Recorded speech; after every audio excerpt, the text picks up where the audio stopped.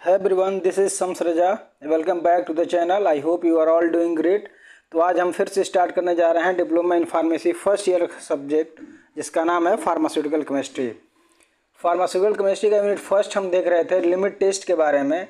तो फ्रेंड, जैसा कि हमने पिछले वीडियो में बात किया था लिमिट टेस्ट फॉर सल्फेट के बारे में, वहाँ हमने एक टेस्ट और एक स्टैंडर्ड सोल्यूशन तैयार कर रहे थे और उसका कंपेरिजन करा रहे थे टर्बिडिटी के आधार पर। और देखिए कि वहाँ पर हम कंपेरिजन टर्बिडिटी के आधार पर कर रहे थे, बट हम यहाँ कुछ अलग तरीके से कंपेयर कराकर इम्प्योरिटी का पता लगाएंगे। यहाँ पर हम टेस्ट और स्टैंडर्ड सोल्यूशन जरूर बनाएंगे, पर कंपेरिजन जो है हम टर्बिडिटी के आधार पर नहीं बल्कि कलर की इंटेंसिटी के आधार पर करेंगे, ठीक है ना। तो लिमिट टेस्ट फॉर आयरन के बारे में जो हम कंपेरिजन जो कराते हैं वो कलर की जो इंटेंसिटी होती है उसके आधार पर हम कंपेरिजन करते हैं। तो किसी भी लिमिट टेस्ट को जानने से पहले सबसे मेन जरूरी होता है उसके प्रिंसिपल को जानना, ठीक है। तो इसके प्रिंसिपल में देखेंगे हम क्या लिखा हुआ है कि this reaction is based on the interaction between iron and thioglycolic acid in presence of citric acid and ammonia which lead to pale pink to dark reddish purple colouration.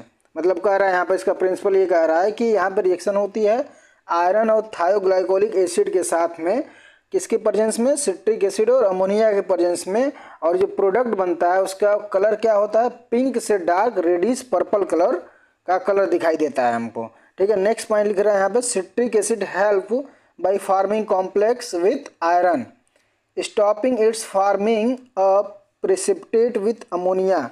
कह रहा है कि सिट्रिक एसिड के presence में जो ये reaction हो रहा है आयरन का थायोग्लाइकोलिक एसिड के साथ में, तो यहाँ पे सिट्रिक एसिड का जो रोल है वह क्या करता है, कॉम्प्लेक्स बनाने का काम करता है। मतलब कि सिट्रिक एसिड हेल्प करता है एक अनस्टेबल सॉल्युबल कॉम्प्लेक्स बनाने में, ठीक है ना। जो भी ये प्रोडक्ट बनेगा हमारा आयरन और ये जो आयरन है और थायोग्लाइकोलिक एसिड है, इन ये दोनों मिल करके जो भी प्रोडक्ट बनाएंगे वह जो प्रोडक्ट बनता है वो क्या होता है, अनस्टेबल जो है सॉल्युबल कॉम्प्लेक्स बनता है, और उसको बनाने में जो भूमिका निभाता है हमारा वो कौन है, सिट्रिक एसिड है।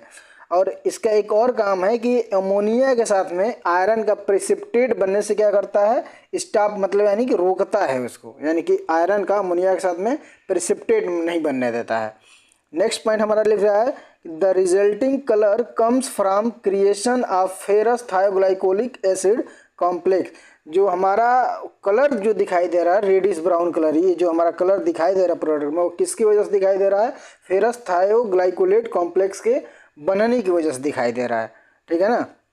नेक्स्ट पॉइंट अब हम देखेंगे, this compound remains stable in excess air. कह रहा है कि ये जो कंपाउंड बन रहा है वह एक्सेस एयर में क्या होता है कि स्टेबल होता है, stable in excess air, but loses its colour when expose to air due to oxidation. But धीरे धीरे क्या होता है कि एक्सपोजर की वजह से, लाइट में एक्सपोज होने की वजह से, ये एयर में एक्सपोज होने की वजह से धीरे धीरे क्या होता है, अपने कलर को जो है ये लॉस करने लगता है, लूज करने लगता है। मतलब इसका कलर धीरे धीरे क्या होगा, डिसअपियर होने लगेगा। और उसका वह किस वजह से होता है, ड्यू टू ऑक्सीडेशन, क्योंकि उसका क्या होने लगता है, धीरे धीरे ऑक्सीडेशन होने लगता है। नेक्स्ट पॉइंट लिख रहा है हमारा, the initial oxidation state of iron does not matter. जो इनिशियल यानी कि शुरुआती ऑक्सीडेशन स्टेट होता है आयरन का वो मैटर नहीं करता, क्योंकि थायोग्लाइकोलिक acid being reducing agent, थायोग्लाइकोलिक acid किस तरीके से काम करता है, वो ये एज ए रिड्यूसिंग एजेंट की तरह से काम करता है, जो फेरिक आयन को किसमें कन्वर्ट कर देता है, फेरस आयन में। फेरिक मतलब कि ये क्या करता है कि हमारा Fe+3 से जो है ये क्या कर देता है, Fe+2 में कन्वर्ट कर देता है, Fe+3 से इसको कन्वर्ट कर देता है किसमें, Fe2+ में, यानी कि फेरिक से ये किसमें हो जाता है, फेरस में कन्वर्ट हो जाता है, Fe2+ आयन में। और ये करता कौन है, थायोग्लाइकोलिक एसिड जो है इसको रिड्यूस कर देता है, क्योंकि थायोग्लाइकोलिक एसिड यहाँ पे किस तरीके से काम कर रहा है, एज अ रिड्यूसिंग एजेंट की तरह से। नेक्स्ट पॉइंट लिख रहा है कि this characteristic makes the test suitable limit test. यह जो इसकी कैरेक्टरिस्टिक है किसकी, थायोग्लाइकोलिक एसिड की जो कैरेक्टरिस्टिक है यहाँ पे इस टेस्ट में क्या है, एक सूटेबल है, ये सही तरीके से क्या कर रहा है, यहाँ पे ये परफॉर्म कर रहा है टेस्ट को, मतलब हेल्प कर रहा है लिमिट टेस्ट फॉर आयरन में, ठीक है ना, ताकि वो सही तरीके से क्या हो, एक अनस्टेबल कॉम्प्लेक्स बना सके।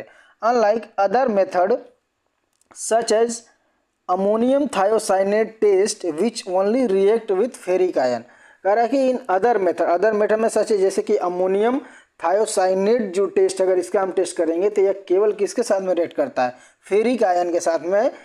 ठीक है, नेक्स्ट पॉइंट लिख रहा है हमारा, additionally the thioglycolic acid test known for its higher sensitivity. मतलब यहाँ पे जो थायोग्लाइकोलिक एसिड का जो टेस्ट है क्या है, अपने हायर सेंसिटिविटी में है। ठीक है ना।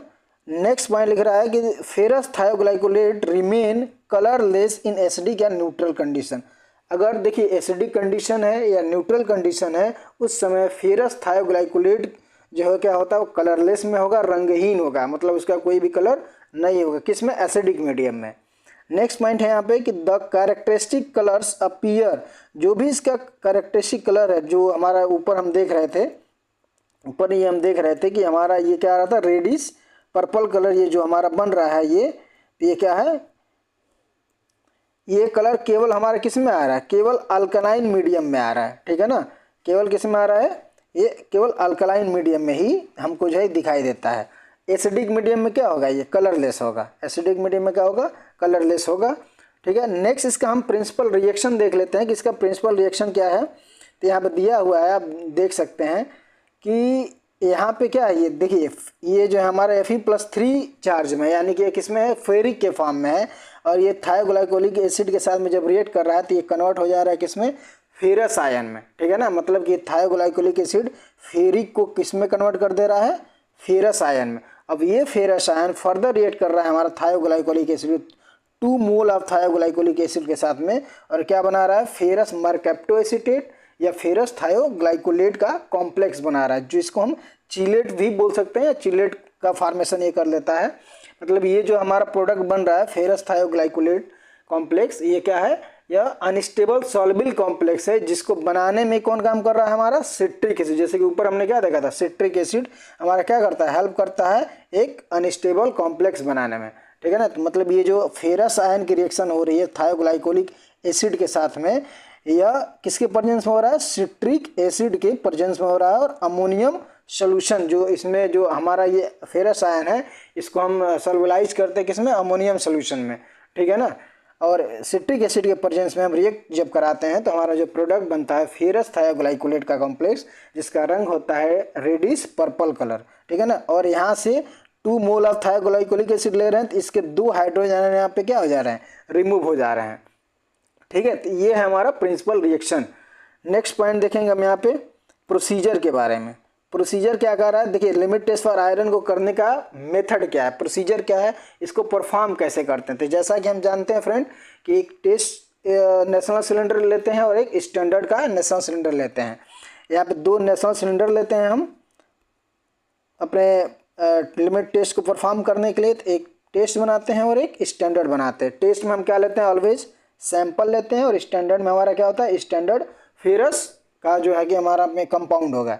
तो यहाँ पर देखिए जैसे कि स्टैंडर्ड को बनाने के लिए यहाँ पे एक प्रोसीजर दिया हुआ है मेथड कि सबसे पहले हमारा काम क्या होगा, 2 mole of standard solution of iron diluted with up to 40 ml water. ठीक है ना, 2 ml स्टैंडर्ड आयरन का हम सोल्यूशन लेंगे, जिसको हम डाइल्यूट करेंगे 40 ml वाटर के साथ में। उसके बाद हम इसमें ऐड करेंगे 2 ml of 20% weight by volume of citric acid iron free, जो कि यहाँ पे आयरन फ्री होना चाहिए। मतलब कि 2 ml हमको क्या लेना है, 20% वेट बाई वॉल्यूम में हमको लेना है सिट्रिक एसिड जो आयरन फ्री होना चाहिए। फिर उसके बाद फर्दर इसमें ऐड करें, क्या ऐड करना है हमको, 2 ड्रॉप ऑफ थायोग्लाइकोलिक एसिड। ठीक है, नेक्स्ट हम इसमें ऐड करेंगे फिर अमोनिया का सोल्यूशन यहाँ पे मेक करेंगे। देखें लिख रहा है कि ammonia to make a solution alkaline and adjust the volume up to 50 ml। यहाँ पे सोल्यूशन को हमको फिर से क्या करना है, अल्कलाइन बनाना है, ताकि हमको कलर अपीयर हो सके, कलर दिखाई दे सके।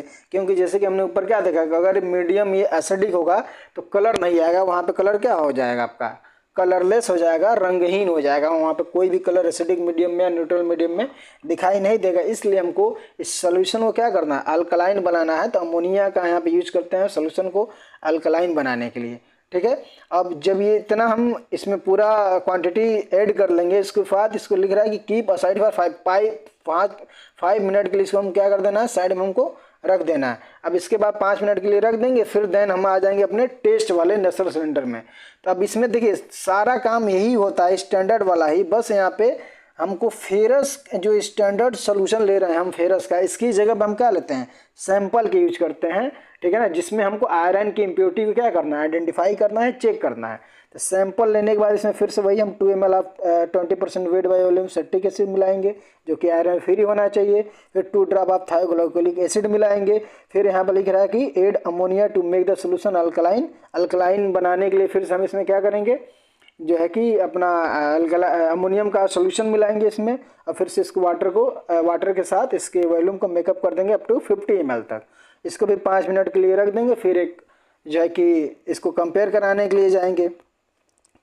देखिए यहाँ पे लिख रहा है कि कलर हमारा क्या, colour develop is viewed vertically compared with the standard solution. Colour develop is viewed vertically and compared with the test solution. अब स्टैंडर्ड का जो है कि टेस्ट, दोनों का स्टैंडर्ड का और टेस्ट का आपस में क्या कराएंगे, हम कंपेयर कराएंगे वर्टिकली, एक साथ इसको देखेंगे हम यहाँ पे। जैसे कि आप यहाँ पे देख सकते हैं, यहाँ पर कंपेयर कराया जा रहा है कि एक हमारा ये टेस्ट वाला है, ठीक है, और ये हमारा क्या है, स्टैंडर्ड वाला है। अब यहाँ पर देख रहे हैं कि इस यहाँ पे हमारा क्या डीप रेडिश पर्पल कलर दिखाई दे रहा है, और यहाँ पर टेस्ट में थोड़ा सा कम हमको यहाँ पे दिखाई दे रहा है। मतलब कि क्या है, हमारे जो सैंपल में आयरन की इम्प्योरिटी है वो एक परमिसिबल लिमिट के अंदर है, एक स्पेसिफिक अमाउंट में है, ठीक है ना। नहीं, यहाँ पे आप जैसे जैसे यहाँ पे मिलाया गया है वैसे आप यहाँ पे प्रोसीजर एक बार और देख सकते हैं, ठीक है फ्रेंड। तो इसके बाद हमारा जैसे कि ऑब्जर्वेशन में दिया हुआ है, ऑब्जर्वेशन में हम देख सकते हैं यहाँ पे लिखा हुआ है कि the test solution show no more intense colour than the standard indicating the iron content is within the specified limit. मतलब कि जो हमारा स्टैंडर्ड में और टेस्ट में जो भी कलर आया है, यह जो कलर है यह स्टैंडर्ड से ज़्यादा नहीं होना चाहिए, कम होना चाहिए।